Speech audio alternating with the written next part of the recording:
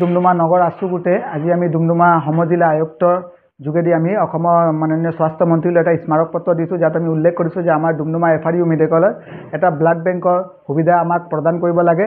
কিয়নো আজি এই FRU মেডিকেল 22-23 বছৰৰ পৰা ডুমডুমাত চলি আছে। তিনিটা সমষ্টি শদিয়া, ডিগবৈ, ডুমডুমা সমষ্টিৰ ৰোগীসকলে তাত চিকিৎসা কৰাবলৈ আহে। যেতিয়া ডক্টৰে তেজৰ প্ৰয়োজন বুলি কয়, সেই সময়ত ৰাইজৰ মাজত হাহাকাৰ সৃষ্টি হৈ যায় যে কিদৰে এই টেষ্টটো তেওঁলোকে পাব বুলি। আমি সকলোৱে এটা ব্লাড বেংক আমি সবে ডুমডুমাবাসী ৰাইজে আমি বিচাৰি আছোঁ। আৰু লগতে এই মেডিকেলত 60খন বাগিচা আৰু 7খন ওপৰতে গাঁৱৰ লোকসকলে ইয়াত আহি কিনে চিকিৎসা কৰায়, কিন্তু এটা মেডিকেলত এটা ব্লাড বেংক নোহোৱাটো আটাইতকৈ দুখ লগা কথা। এইটো কাৰণে আমি ডুমডুমা নগৰ আছুগুটে আমি আমাৰ স্বাস্থ্য মন্ত্ৰীলৈ এটা অনুৰোধ জনাম যে তাত এটা ব্লাড বেংকৰ সুবিধা দিব লাগে। লগতে আমাৰ স্থানীয় বিধায়ক লগতে অসম চৰকাৰৰ মাননীয় মন্ত্ৰী মহোদয়ক আমি অনুৰোধ জনাম যে তেওঁ আলোচনা কৰি কিনে এটা মেডিকেলত এটা ব্লাড বেংকৰ সুবিধা প্ৰদান কৰিব লাগে।